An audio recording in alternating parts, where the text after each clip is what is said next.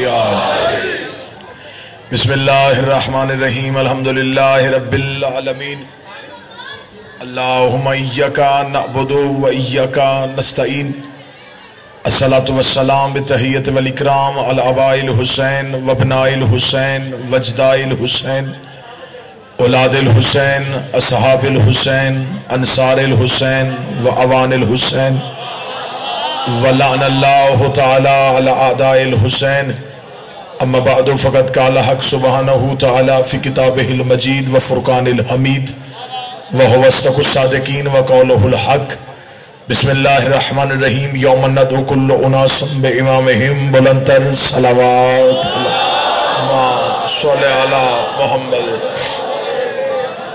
دعا ہے کہ آل محمد کا عظیم خالق ہماری اس عظیم ترین عبادت کو اپنی بارگاہ میں شرف قبولیت عطا فرمائے۔ رب الحسین بحق الحسین جتنے بھی ہاتھ اس ذکر میں مانگنے کے لیے آئے اس عزت والی دہلیز سے کوئی بھی خالی ہاتھ واپس نہ جائے۔ میرا مالک بانیان مجلس حاضرین مجلس ذاکرین مجلس کے رزق معرفت میں اور اس کے ولایت میں اضافہ فرمائے۔ میرا اللہ اس وقت تک کسی علی ولی اللہ پڑھنے والے کو موت نہ آئے جب تک بادشاہ حسین کے نوری محل کی زیارت نصیب نہ ہو جائے۔ حجت دورہ ضرورت زمانہ وارث خانہ پروردگار رہبر معظم آیت اللہ الکبریٰ شہنشاہ دورہ آقا دو جہاں ولی العصر کے ظہور میں تعجیل فرما۔ دعائیں قبولیت تک پہنچ جائیں، سہارا درود کریں اور بلند آواز سے صلوات پڑھیں۔ اللہم صلی علی محمد وعلی۔ جھوٹ کے سمندر میں تھپیڑے کھاتی ہوئی انسانیت جس سچائی کے جزیرے پہ آ کے سکون محسوس کرتی ہے اسے مجلس شبیر کہتے ہیں۔ اس نفسہ نفسی کے دور میں اس افراتفری کے عالم میں سسکتی بلکتی تڑپتی انسانیت جس فرش پہ اپنی سانسوں کو پرسکون محسوس کرتی ہے اس شفا خانے کو مجلس حسین کہتے ہیں۔ یہ مجلس رسم نہیں، رواج نہیں، ہم آئے نہیں بلائے گئے، ہم بیٹھے نہیں بٹھائے گئے۔ چاروں طرف معصومین کا پہرا، سر پہ صاحبہ نہیں عباس کے کرم کا سایہ۔ یہی وجہ ہے کہ زمانہ صدیوں سے پوچھ رہا ہے کہ یہ قوم مجلس حسین سے وقت بھی دیتی ہے، پیسہ بھی دیتی ہے، آخر حسین انہیں بدلے میں کیا دیتا ہے؟ جو لوگ مجلس حسین کا فرق سننا چاہتے ہیں، بازار میں ہوں، چوک میں ہوں، لاؤڈ سپیکر پہ ہوں، ممبر پہ ہوں، چوک چوراہے پہ کھڑے ہو کے اپنے مذہب کی ترجمانی کرتے ہوئے جملہ کہہ رہا ہوں، یہ مجلس حسین ہمیں کیا فائدہ دیتی ہے؟ آؤ ہم تمہیں مجلس حسین کا فائدہ بتائیں۔ مجلس حسین کا سب سے چھوٹا فائدہ یہ ہے ابلیس نماز میں آ سکتا ہے، ذکر شبیر میں نہیں آ سکتا۔ جو بول سکے وہ زحمت فرما، جو ہاتھ اٹھ سکے وہ سارے بولا، مل کے بولا، ہاتھ اٹھا کے بولنا حیدری۔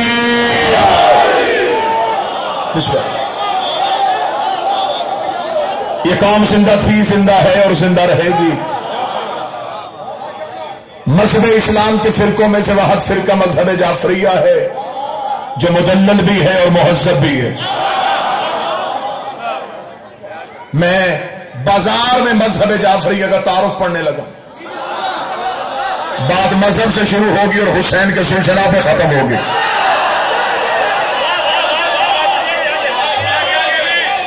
اب آپ نے گفتگو میں ساتھ چلنا ہے، بات شیعہ سے شروع ہوگی۔ میں امام بارگاہ کی چار دیواری میں ہوتا تو شاید بات وہیں تک محدود رہتی۔ میں بازار میں ہوں اور بازار میں دو علموں کے درمیان چوک چوراہے میں کھڑے ہو کے ویڈیو کیمرے کی موجودگی میں اپنے لفظوں کا ذمہ دار بن کے کہہ رہا ہوں، میرے مذہب کی ہر چیز قرآن سے ثابت۔ جو پوچھنا چاہے، جب پوچھنا چاہے، جہاں پوچھنا چاہے۔ اگر آپ اہل سنت ہیں تو آپ ہمارے مہمان نہیں، آپ حسین کے مہمان ہیں۔ حسین کے مہمان کا دل دکھانا ہمارا سیوا نہیں ہے۔ جتنی دیر تک میں ممبر پہ ہوں، آپ کے ذہن میں کوئی سوال ہو، آپ جس کو مانتے ہیں آپ کو اس کی قسم ہے، آپ نے مجلس سے اٹھنا ہے، آپ نے سوال پوچھنا ہے، میں قرآن سے جواب دوں گا۔ آپ پھر پوچھیں گے، میں پھر قرآن پڑھوں گا۔ آپ پھر پوچھیں گے، میں پھر قرآن پڑھوں گا۔ آپ 70 سوال بھی کریں گے، ہمارے ماتھے میں شکن نہیں آتا، کیونکہ ہم باب علم کے بھکاری ہیں، ابو جہل کے پجاری ہیں۔ یہ مذہب زندہ تھا، زندہ ہے، زندہ رہے گا۔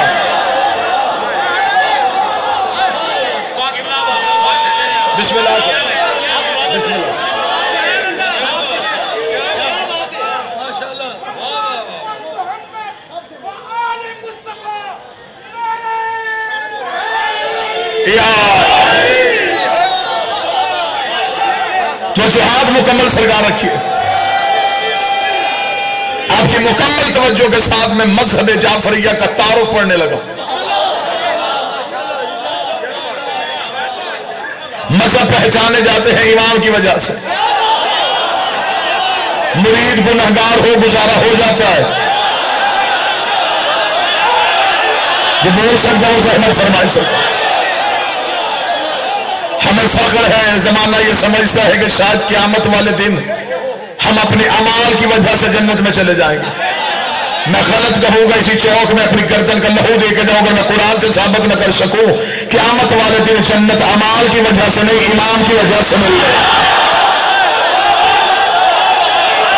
جنت عملوں کی وجہ سے نہیں، امامت کی وجہ سے مل رہی ہے. امام اچھا ہونا چاہیے. جس نے نماز ہاتھ باندھ کے پڑھی اس نے مرضی سے نہیں پڑھی، امام کے کہنے پہ پڑھی. ہم نے ہاتھ کھول کے پڑھی، مرضی ہماری بھی کوئی نہیں، ہم نے بھی امام کے کہنے پہ پڑھی ہے. 1400 سال ہو گئے ایک دوسرے کا گریبان مسلمان پکڑ کے بیٹھے.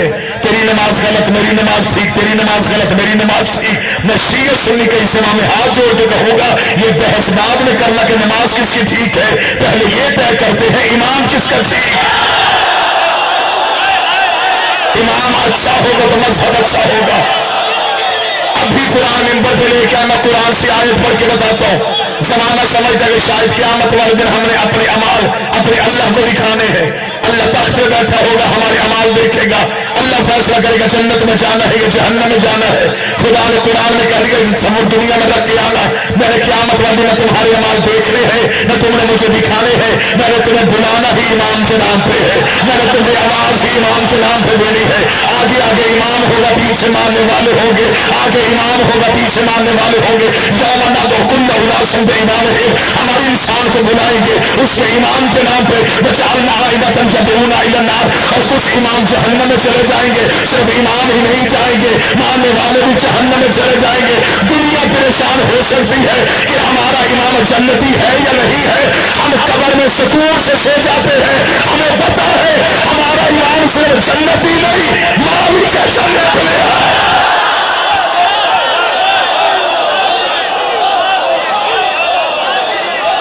جنت ہے آل محمد کی نوکری کا نام. 5 مرلے کا پلاٹ لینا ہو 70 بندوں سے پوچھتے ہو کس کا ہے.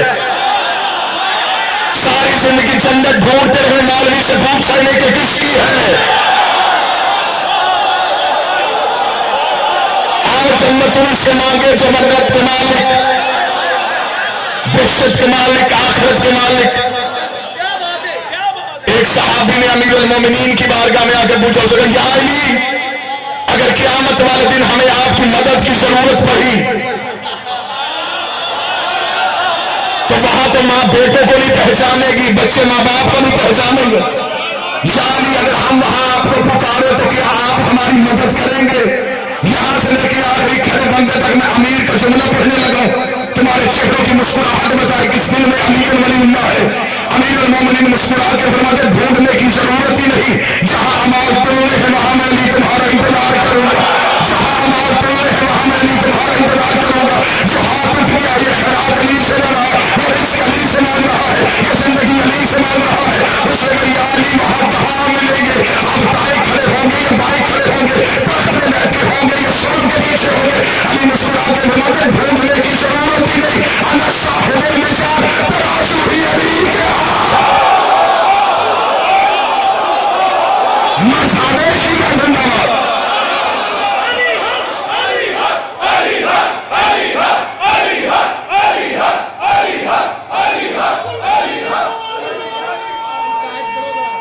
بسم اللہ.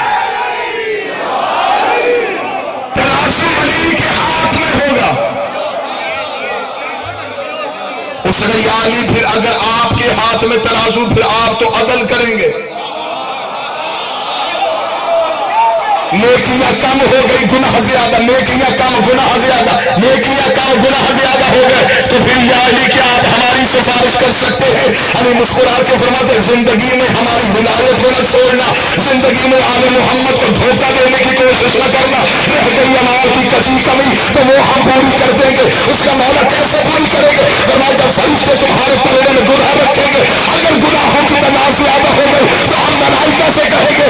एक पलड़े में गुनाह रखो, दूसरे में हमारी मिला रखो, एक में गुनाह रखो, दूसरे में हमारी मिला रखो, फिर हम देखेंगे तुम्हें तुम्हारे गुनाह जहन्नम में लेके जाते हैं या हमारी विलायत जन्नत में लेके। शर्त ये है इमाम अच्छा हो। ये दावा मैं मिंबर पे कर रहा हूं, इसी पे दलील कुरान से देने लगा। इमाम अच्छा तो मानने वाले पार, अगर इमाम बुरा तहज्जुद गुजार भी जहन्नम में। एक लम्हे के लिए मजमे से एक बंदे के चेहरे में परेशानी ना आए, दावा मैंने किया है, दलील कुरान से देने लगा। अल्लाह ने कुरान में पिछले नबियों के वाकियात किताब को मोटा करने के लिए नहीं लिखे, नसीहत के लिए लिखे। अगली कौमें पढ़े और पिछली कौमों से सबक सीखे। खुदा कहता चांदनी रात थी, दो इमाम घर से निकले, एक हक का एक बातिल का। हक के इमाम का नाम मूसा, बातिल के इमाम का नाम फरौन। कुरान ने पूरी कहानी लिखी। अल्लाह कहता आगे मूसा, पीछे मूसा के मुट्ठी भर मुसलमान, पीछे फरौन का लश्कर। ये मूसा का पीछा करता हुआ आ रहा था। ये आगे आगे दरिया नील। मूसा की कौम ने कहा मर गए मूसा, आगे जाए तो दरिया में गिरते, पीछे जाए तो फरौन से मरते। अब बता गिर के मरना है या तलवार से मरना है? मूसा ने मुंह आसमान की तरफ करके मेरे अल्लाह क्या करूं? आवाज मूसा हमने तुझे आसा मोर्चे में दिया है। मूसा ने आसा दरिया में मारा, कुरान के लहरें फट गई, रास्ता बन गया। रास्ते का बनना था। मूसा के कबीले 12 थे, कौमें भी से 12 थी। हर कबीले ने कहा पहले हम गुजरेंगे, दूसरे का पहले हम गुजरेंगे, तीसरे का पहले हम गुजरेंगे। मूसा ने कहा मेरे लिए रास्ता एक बना दिया, कबीले 12 है। आवाज मूसा दोबारा आसा को दरिया पे मार। हजरत मूसा ने दोबारा आसा को दरिया पे मारा। कुरान का रास्ते बन गए 12, रास्ते बन गए 12, न 3 न 13, रास्ते बन गए 12। तुम चुप रहो या बोल पड़ो, हदायत के रास्ते होते ही 12 है, नजात के रास्ते होते ही 12 है। अल्लाह ने एक इमाम की ताकत बता दी। अल्लाह ने कहा एक इमाम में इतनी ताकत है कि वो 12 कौमें पार करवा सकता है। 12 इमामों में इतनी ताकत नहीं कि वो एक कौम का पार।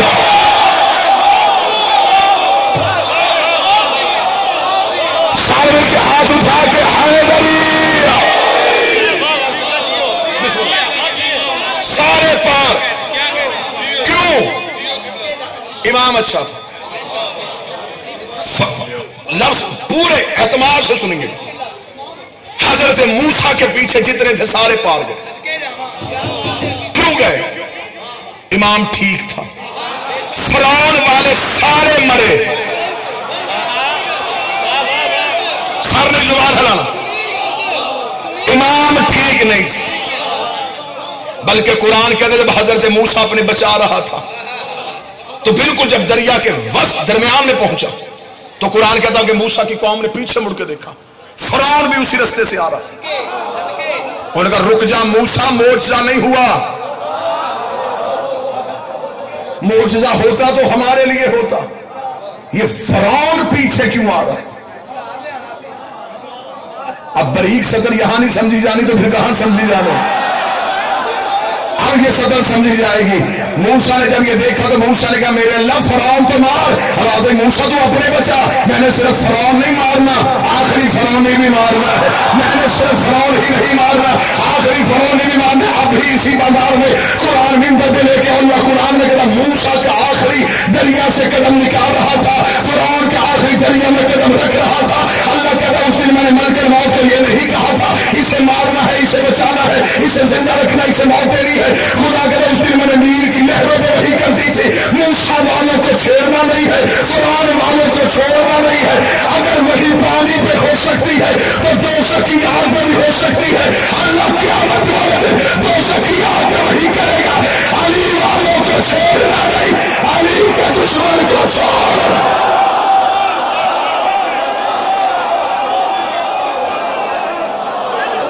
موسیٰ والے پار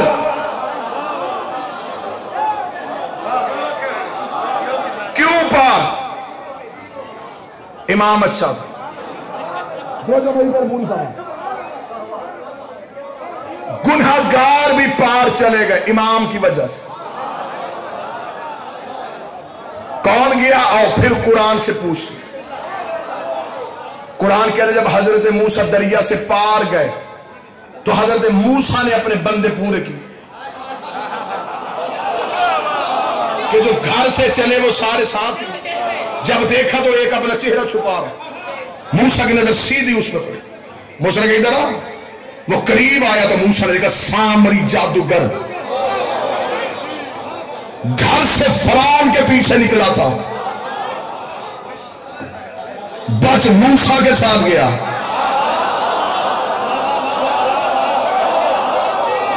میں بچوں کو سمجھانے کے لیے جملہ کہوں، یہ سامری جادوگر وہی تھا جس نے جادو دکھا کے فرعون کو سجدے کروائے تھے۔ فرعون جادوگر نہیں تھا، جادوگر سامری تھا۔ یہ جادو دکھاتا، قوم ڈرتی، یہ کہتا فرعون کو سجدہ کرو۔ فرعون کو خدا بنوایا اسی نے تھا، خدا ڈوب گیا، یہ بچ گیا۔ حضرت موسیٰ نے جب سامری جادوگر کو دیکھا تو حضرت موسیٰ نے کہا سامری نہ تو میرا کلمہ پڑھا، تو کیسے بچا؟ اب سطر جو ہے پوری مجلس کا نچوڑ ہے، یہاں سے لے کے آخر تک پوری مجلس کا نچوڑ۔ اللہ نے کہا موسیٰ پوچھ اس سے۔ اب حضرت موسیٰ نے کہا سامری بتا تو کیسے بچا؟ اب یہ موضوع کھلنے لگا۔ سامری نے ہاتھ باندھ کے کہا موسیٰ میں نے آخری وقت میں امام تبدیل کر لیا تھا۔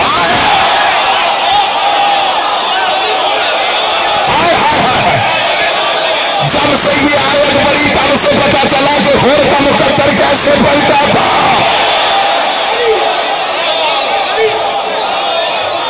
آج بندے کہتے صرف حسین حسین، صرف حسین حسین، صرف حسین حسین کرنے سے کیا ملتا ہے؟ ان کے پاس نماز تھی، صرف حسین نہیں تھا۔ ان کے پاس روزہ تھا، صرف حسین نہیں تھا۔ ان کے پاس حد تھا، صرف حسین نہیں تھا۔ ان کے پاس پورا کلمہ تھا، صرف حسین نہیں تھا۔ ان نے کربلا کی ریت میں اپنے لہو سے لکھ دیا کہ اسلام جیسے مذہب سے اگر صرف حسین نکال دیا جائے پیچھے سوائے یزیدیت کے رہتا ہی کیسے رہے؟ اسلام ہے تو حسین کی وجہ سے۔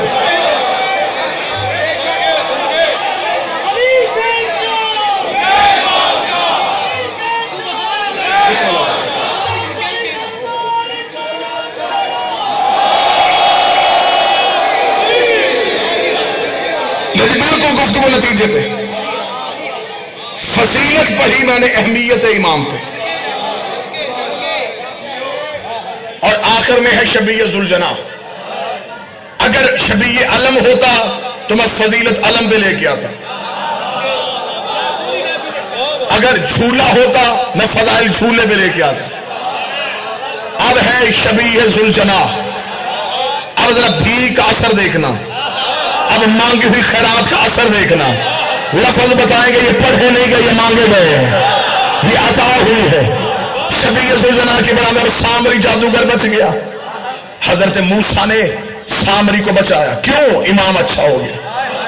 اور قرآن کہتا ہے یہ وہی سامری تھا، حضرت موسیٰ 40 دن کے لیے کوہ طور پہ گئے، اسی سامری نے پیچھے سے بچڑے کو سجدہ کروایا، بچایا بھی موسیٰ نے۔ اسی لیے تو مولا امیر المومنین نے فرمایا جس پہ احسان کرو اس کے شر سے بچو۔ نیکی کی موسیٰ نے کیا، اس نے کیا، حضرت موسیٰ گئے کوہ طور پہ، اس نے پیچھے سے بچڑا بنایا، اور صرف بنایا ہی نہیں، یہ اشارہ کرتا تھا، بچڑا بولتا تھا۔ موسیٰ تھے کوئی نہیں، اس نے موسیٰ کے امتیوں سے کہا موسیٰ کا اللہ نہ نظر آتا ہے نہ ہم سے بولتا ہے، یہ نظر بھی آتا ہے بولتا بھی ہے، اسے چھوڑ کے اسے سجدہ کیا۔ انہوں نے اللہ کو چھوڑ کے اسے سجدہ کیا۔ موسیٰ کوہ طور سے واپس ہے، موسیٰ سیدھے سامری کے گھر گئے۔ اب اختتام دیکھیے گا گفتگو کتنا اچھا ہونے لگا۔ حضرت موسیٰ نے سامری کو باہر بلا کے کہا بول سامری، تو نے میرے امتیوں کو مشرک کیوں کیا اور مجھے وہ بچڑا دکھا جو تیرے کہنے پہ بولتا ہے۔ سامری تفسیر قرآن کہتی ہے بچڑے کو لے کے آیا۔ موسیٰ نے کہا صرف دکھا نہیں بلا، کیونکہ موسیٰ جانتے تھے کہ اگر یہ جادو سے بولتا ہے تو نبی کے سامنے جادو نہیں ہوتا، چھوٹے کے سامنے نہیں ہوتا تو بڑے کے اوپر کیسے ہو سکتا ہے؟ بلوا کے دکھا، اس سے بلوا کے دکھا۔ جب حضرت موسیٰ نے کہا سامری بلوا، تو سامری نے کہا موسیٰ سے موسیٰ اس نے بول پڑھنا ہے۔ موسیٰ نے کہا بلوا، قرآن کہتا اس نے اشارہ کیا تو بچڑا بول پڑا۔ آپ سے کہیں زیادہ حیران حضرت موسیٰ ہوئے، آپ تو سن کے ہوئے، انہوں نے بولتا دیکھا۔ قرآن کہتا ہے انگشت بدندہ حیرت کی انگلی کو دانتوں میں دبایا، دبا کے حضرت موسیٰ نے کہا فما خطبکم یا سامری، سامری مجھے صرف اتنا بتائیے تیرے کہنے پہ بولا کیسے؟ نہ تو نبی، نہ تو مرسل، نہ تو پیغمبر، نہ تو فرشتہ ہے، تو جادوگر، تو نے بچڑا بلوایا کیسے؟ قرآن سے ثابت نہ کر سکوں گردن کا لہو دوں گا۔ قرآن سن کے تو نہ مانے تو جانے اور پھر علی کا قصیدہ جانے۔ سامری جادوگر سے جب پوچھا حضرت موسیٰ نے، تو سامری نے کہا کہ موسیٰ پھر جان کی امان پاؤں تو میں عرض کرتا ہوں جب تو دریائے نیل میں رستہ بنا کے جا رہا تھا تو میں بھی تیرے پیچھے آ رہا تھا، کیونکہ میں پیشے کے اعتبار سے جادوگر تھا۔ میرے ذہن میں خیال آئی یہ موسیٰ کا یہ رستہ کیسے بنا، تو موسیٰ میں نے تیرے آگے ہو کے دیکھا تو تیرے آگے بھی گھوڑے پہ ایک جوان جا رہا تھا، تیرے آگے بھی گھوڑے پہ ایک جوان جا رہا۔ تھوڑی دیر ہو کر یہ صبر کرنا، نتیجہ وصول کر لینا، تیرے آگے بھی گھوڑے پہ ایک جوان جا رہا تھا۔ وہ گھوڑا جہاں سے اپنے سم اٹھاتا تھا بنجر زمین سے نور نکل رہا تھا۔ وہ کہتا وہ گھوڑا وہ گھوڑے کے اوپر جو سوار تھا وہ تو مجھے نظر نہ آیا، اس گھوڑے کے سم مجھے نظر آئے۔ سامری کہتا وہ سم کے قریب گیا، اس نے اپنا سم اٹھایا، وَكَذَبَتْ إِلَيْهِ، میں نے اس کے سم کے نیچے سے مٹی ہٹائی، میں نے مٹی اپنی جیب میں چھپائی۔ یہ وہی مٹی ہے، یہ وہی مٹی ہے جو میں نے بچڑے میں ڈالی اور بچڑے میں بولنا شروع کر دیا۔ اب میں نے علماء کرام سے پوچھا ہمیں بتاؤ وہ موسیٰ کے آگے گھوڑے پہ کون تھا؟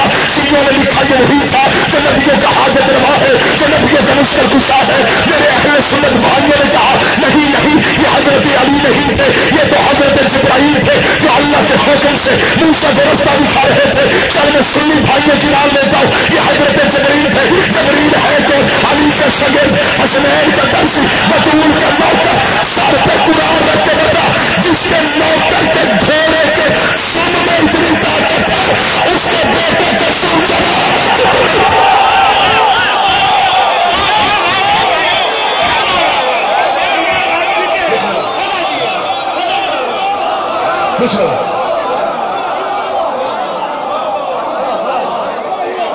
جس کے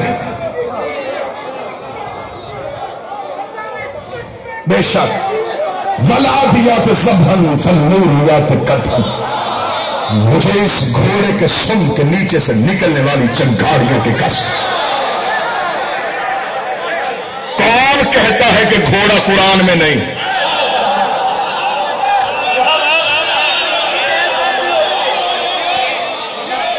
یہ تو جانور ہے پھر بھی سانس لیتا ہے۔ علی کے ہاتھ میں لوہے کا ٹکڑا تھا، زمانہ تلوار کہتا تھا، سلمان ذوالفقار کہتا تھا۔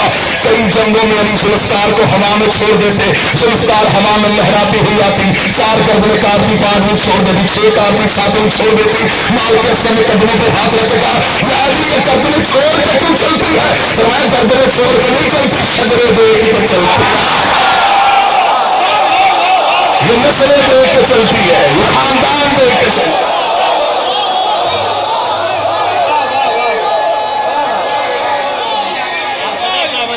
بسم اللہ سے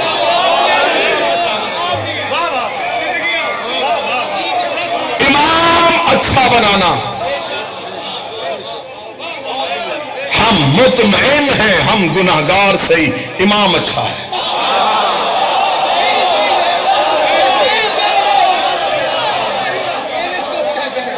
بخشوانے والا تو ہے. اور تھانے میں اسے لے کے جاتے ہیں جس کی تھانے میں چلتی ہو. اللہ کی عدالت میں اسے لے کے جا جس کی اللہ کی عدالت میں چلتی ہو.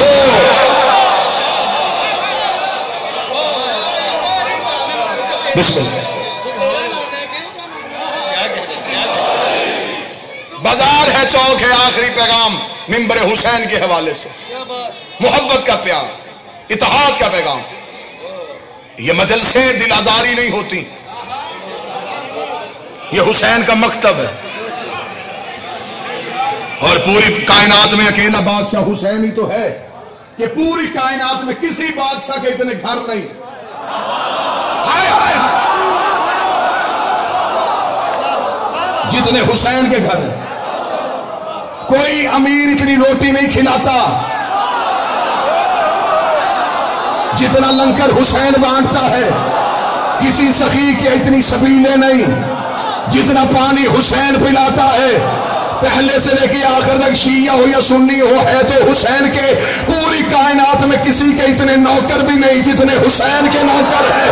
اس لیے کہ حسین نے ایسے یزید کو ہرایا ہے کہ پوری کائنات میں اتنے لوگ یزید کے نام پہ جینے کو تیار نہیں جتنے حسین کے نام پہ مرنے کو تیار.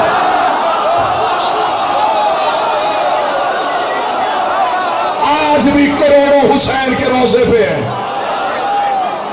جو ہاتھ اٹھا ہے اگلے سال حسین کی زرعی پہ ہو. جائے جا کے زمانہ دیکھے جس کا لاشا بغیر کفن کے چھوڑ کے گئے تھے. آج وہ پوری دنیا کو کفن بانٹ رہا. بھائی کفن دے رہا ہے، بہن چادریں دے رہی ہے.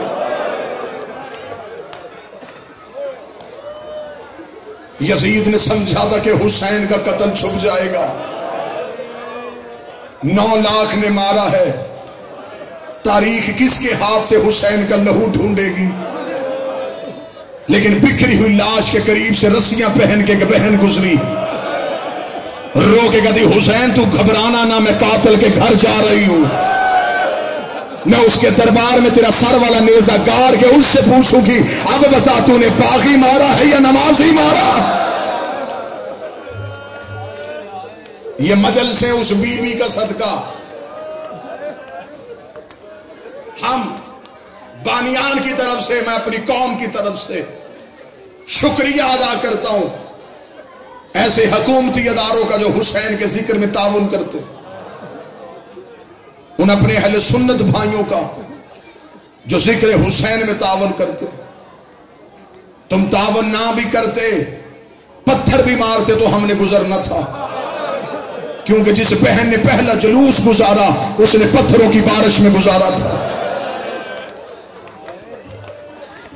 یہ مجلسیں محبت تک نہیں پہنچی، بڑی قیمت دینی پڑی ہے علی کی بیٹیوں. لوگ کہتے ہیں کہ شیعہ فلاں صحابی کا احترام نہیں کرتے، فلاں صحابی کا. غلط. ہم اتنی محبت کرنے والے لوگ ہیں جو گھوڑا حسین کے کام آ گئے. ہم آج تک اس کی شبیہ بنا کے گلیوں میں پھر رہے ہیں. تو یہ کیسے ہو سکتا ہے کہ کوئی شخص اولاد رسول کے کام آئے اور ہم اس کی عزت نہ کریں؟ ہم محبت کرنے والے لوگ ہیں لیکن ہمیں عشق ہے آل محمد سے. جو ان کی دہلیز پہ نوکری دے ہم اس کے پاؤں کی جوتی کو سر پہ رکھتے ہیں. ہماری دوستی کی وجہ علی، ہماری دشمنی کی وجہ علی. مائیں بہنیں بیٹیاں بیٹھی ہیں، کوشش ہوتی ہے بہن کی اللہ نہ کرے اللہ نہ کرے اللہ نہ کرے کسی بہن کا بھائی مر جائے. کوئی جنازہ پڑھ کے چلا جاتا ہے کوئی کل کے بعد، نہیں جاتی تو بہن نہیں جاتی. عورتیں پوچھتی ہیں تو نے اپنے گھر نہیں جانا؟ رو کے کہتی کیسے جاؤں ابھی میرے ویر کا چہلم نہیں ہوا. 40 دن تک غریب سے غریب بہن بھی بھائی کے گھر بیٹھی رہتی ہے. رسیاں پہن کے حسین کی لاش کے قریب سے علی کی بیٹی گزری. رو کے کہتی حسین دل میرا بھی بڑا تھا، میں تیرا چہلم کربلا میں کرتی. حسین میری مجبوری بن گئی، نانے کی امت رسیاں لے کے آ گئی، لیکن حسین میں وعدہ کرتی ہوں میں ایک چہلم کرنے تیری قبر پہ ضرور آؤں۔ جتنے ماتوے بیٹھے ہو آج کروڑوں کا اجتماع نجف سے پیدل کربلا جا رہا ہے، یہ سنت ہے اس علی کی بیٹی کی جو پہلی بار بھائی کا چہلم کرنے آئے۔ قبر حسین کا پہلا مجاور ہے، نام اس کا جابر ہے، عبداللہ کا بیٹا ہے، انصاری قبیلے سے تعلق ہے، آنکھوں سے نبینا، حدیث کسا کا راوی ہے، 5 معصوموں کی خدمت کی ہے، رسول سے لے کے 5ویں امام تک اس نے 5 اماموں کی خدمت کی ہے۔ یہی جابر بن عبداللہ انصاری قبر حسین کا مجاور ہے۔ اس نے ایک دفعہ آ کے مولا حسین کی زرنی پہ کہا تھا، مولا کی قبر پہ بیٹھ کے، مولا آنکھیں دے۔ قبر حسین سے آواز ہے، جابر آج کے بعد آنکھیں نہ مانگنا۔